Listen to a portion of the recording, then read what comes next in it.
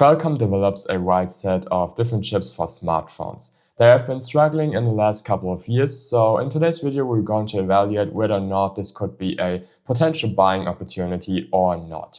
Let's look at the numbers first. They made a revenue of 44.28 billion last year, with a net income of 5.5 billion, which is lower than the usual amount, which means that their profit margin with 12.5% is also a bit lower than the usual margins. They're currently selling at $155 with a PE of 30.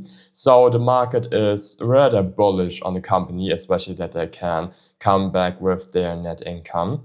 So in order to evaluate whether or not the company could be a buy, let's look at two different cases and then combine them. For both cases, we're going to look into the future for 5 years. And for revenue growth on a bear case, it's a bit difficult, but let's assume that the revenue growth really declines. That they're only growing at around 3%, only barely getting back to where they have been before in the other prime years beforehand, that their profit margin, which was around a bit over 20% most of the time, keeps declining a bit, settling at a lower 18%, because a big customer like Apple is becoming more or less dependent on them and so on. They have been diligently buying back a couple of shares over the time, but in this case, of course, with less cash coming in, they couldn't afford to buy back as many shares as possible. So for a bear case, I'm going to assume a only 3% reduction.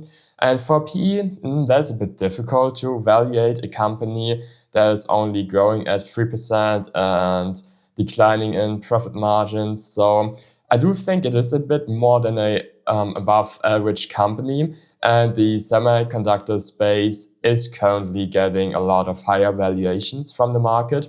And this could change in the next couple of years, but I don't think it is too likely. So I think going with a PE of 18 is fair for the company.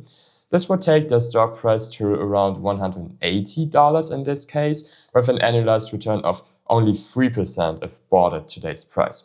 But in contrast, let's look at a bull case, same 5 years, but this time a bit more explosive growth, at least for the size of the company, with 8%, which will take their revenue to over what they have done in the last couple of years, and their margins returning to a very solid 22%, and a bigger share buyback with the extra cash of around minus 6% in the reduction. And of course, for a higher growing company with more margin, a higher PE could be easily justified. So I'm going with a 22 PE.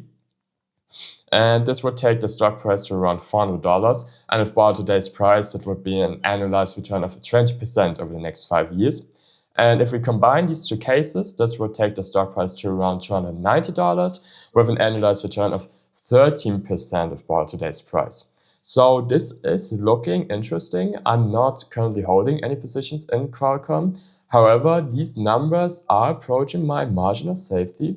So I'm potentially looking to buy the company, especially if the price dips down even further, which could always happen in the market. So I'm definitely keeping this one on my watch list. But of course, let me know what you guys think down in the comments, if I have missed something or what you think, and I will see you next one.